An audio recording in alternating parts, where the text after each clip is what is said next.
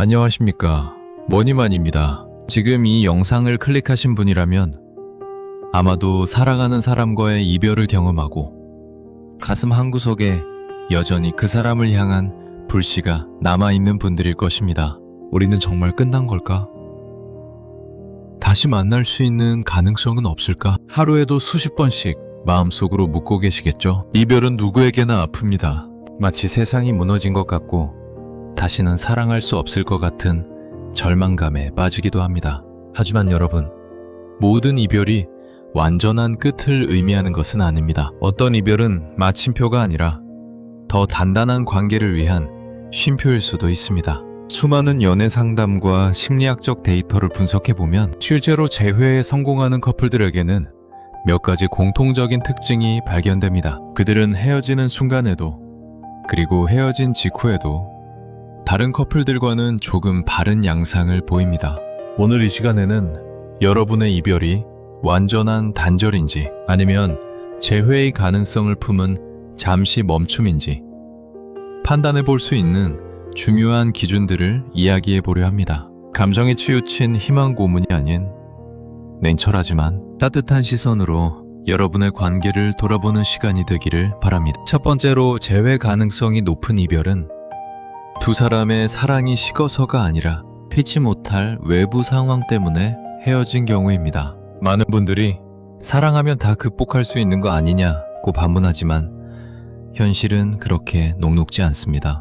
갑작스러운 장거리 연애, 취업 준비나 시험으로 인한 극심한 스트레스, 집안의 반대, 혹은 경제적인 문제 등은 두 사람의 의지와 상관없이 관계를 벼랑 끝으로 내몰곤 합니다. 이런 경우를 심리학에서는 상황적 귀인에 의한 이별이라고 합니다. 이때 중요한 것은 두 사람의 마음속에 서로를 향한 미움이나 질림보다는 안타까움과 아쉬움이 더 크게 자리 잡고 있다는 점입니다. 우리가 지금은 너무 힘들어서 헤어지지만 상황이 나아지면 어땠을까 하는 미련이 양쪽 모두에게 남아있는 것이죠.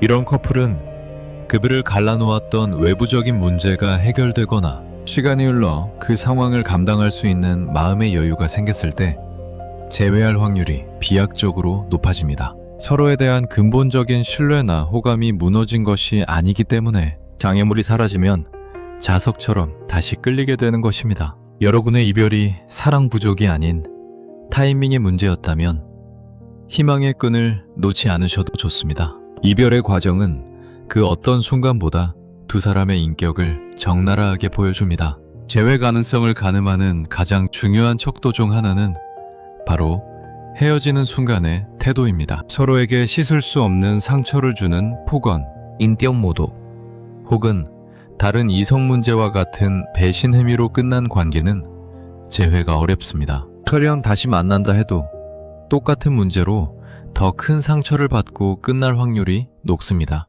이미 신뢰의 기반이 완전히 무너졌기 때문입니다. 반면 재회하는 커플들의 이별은 생각보다 담백하고 차분한 경우가 많습니다. 물론 눈물과 아쉬움은 있겠지만 마지막 순간까지 상대방에 대한 최소한의 예의와 존중을 지키려 노력합니다. 너 때문에 내 인생 망쳤어 라는 비난 대신 우리가 지금은 너무 힘들어서 각자의 길을 가는 게 맞을 것 같다며 서로의 입장을 이해하려 노력하는 태도를 보입니다. 이렇게 소위 곱게 헤어진 관계는 헤어진 후에도 상대방을 떠올렸을 때 분노나 혐오감이 아닌 아련함과 좋은 추억이 먼저 떠오르게 됩니다. 이 좋은 감정의 잔여물이 훗날 서로에게 다시 연락을 취할 수 있는 용기와 명분이 되어줍니다. 여러분의 마지막 모습은 어땠나요? 서로의 밑바닥을 보지 않고 존중하며 돌아섰다면 그 문은 아직 완전히 닫힌 것이 아닐 수 있습니다. 맑게 불타올랐다가 금방 식어버린 인스턴트 같은 관계보다는 오랜 시간 동안 서로의 삶 깊숙이 관여하며 탄탄한 정서적 유대감을 쌓아온 관계가 재회 확률이 높습니다. 단순히 사귄 기간이 길다는 것만을 의미하는 게 아닙니다. 서로의 가장 밑바닥 모습을 보여주었고 힘들 때 곁을 지켜주었으며 둘만의 언어와 추억이 삶 곳곳에 스며들어 있는 관계를 말합니다. 심리학자들은 이를 상호 의존성이 높은 관계라고 표현합니다. 이런 관계는 이별 후 폭풍도 훨씬 강하고 오래갑니다. 일상의 모든 순간에서 상대방의 부재를 느끼기 때문이죠. 맛있는 음식을 먹을 때, 재미있는 영화를 볼 때, 힘든 일이 생겼을 때 가장 먼저 생각나는 사람이 여전히 그 사람이라면 상대방 역시 그럴 확률이 높습니다. 서로가 서로에게 이미 대체 불가능한 존재가 되어버린 경우, 새로운 사람을 만나도 이전 연인만큼의 깊은 유대감을 느끼기 어렵습니다. 결국 그 사람만 한 사람이 없더라는 깨달음을 얻고 다시 돌아오게 되는 것이죠. 여러분, 두 사람이 쌓아온 시간의 무게가 가볍지 않다면 그 무게만큼 서로를 다시 끌어당기는 힘도 강력할 것입니다. 의외로 많은 이별이 계획된 것이 아니라 아주 사소한 다툼 끝에 감정이 격해져 충동적으로 일어납니다. 우리 그만해. 헤어져.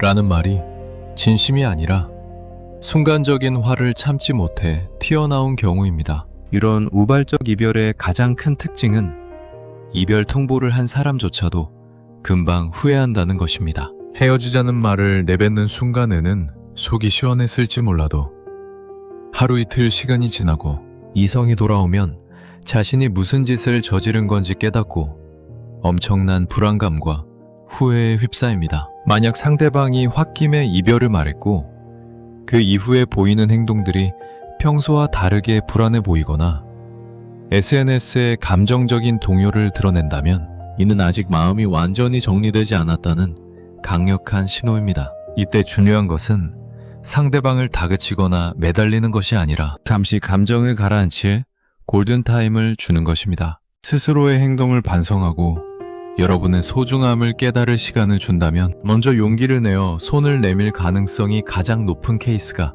바로 이 충동적 이별입니다. 마지막으로 가장 이상적이고 건강한 재회의 케이스입니다. 헤어진 기간 동안 각자가 자신의 문제점을 깊이 반성하고 더 나은 사람으로 성장했을 때 재회는 비로소 성공적인 결실을 맺습니다. 많은 사람들이 재회를 위해 상대방의 마음을 돌리는 기술에만 집착합니다. 하지만 근본적인 원인이 해결되지 않은 채 다시 만나는 것은 같은 영화를 또 보는 것과 같습니다. 결말은 뻔하죠. 진짜 재회 가능성이 높은 커플은 떨어져 있는 시간 동안 자기 자신에게 집중합니다. 내가 연애 동안 상대방에게 어떤 상처를 주었는지, 나의 어떤 결핍이 관계를 망쳤는지 치열하게 고민하고 고쳐나갑니다. 운동을 하고 새로운 취미를 갖고 자기 개발을 하며 매력적인 사람으로 거듭납니다. 역설적이게도 그 사람 없어도 나 혼자 잘 살 수 있어 라는 건강한 자존감을 회복했을 때 재회의 문은 가장 활짝 열립니다. 상대방은 SNS나 주변 소식을 통해 몰라보게 달라진 여러분의 모습을 보며 호기심과 함께 다시 한번 강렬한 매력을 느끼게 될 것입니다. 변화된 모습은 상대방에게 다시 만나면 이번엔 다르지 않을까? 라는 기대를 심어주는 가장 확실한 증거이기 때문입니다. 사랑하는 구독자 그리고 시청자 여러분, 오늘 말씀드린 5가지 특징 중 여러분은 몇 가지에 해당하시나요? 혹시 많이 해당한다고 해서 당장 상대방에게 달려가 연락하고 싶은 충동이 드시나요? 잠시 멈추세요.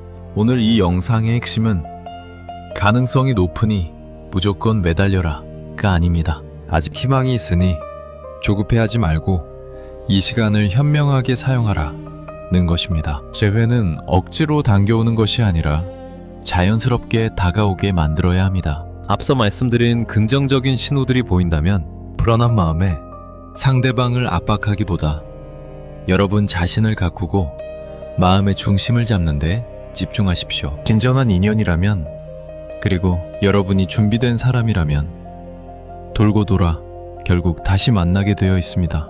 지금의 이 아픈 시간이 두 사람의 더 단단한 미래를 위한 걸음이 되기를 진심으로 바랍니다. 여러분의 평온한 마음과 행복한 연애를 응원합니다. 지금까지 머니만이었습니다. 감사합니다.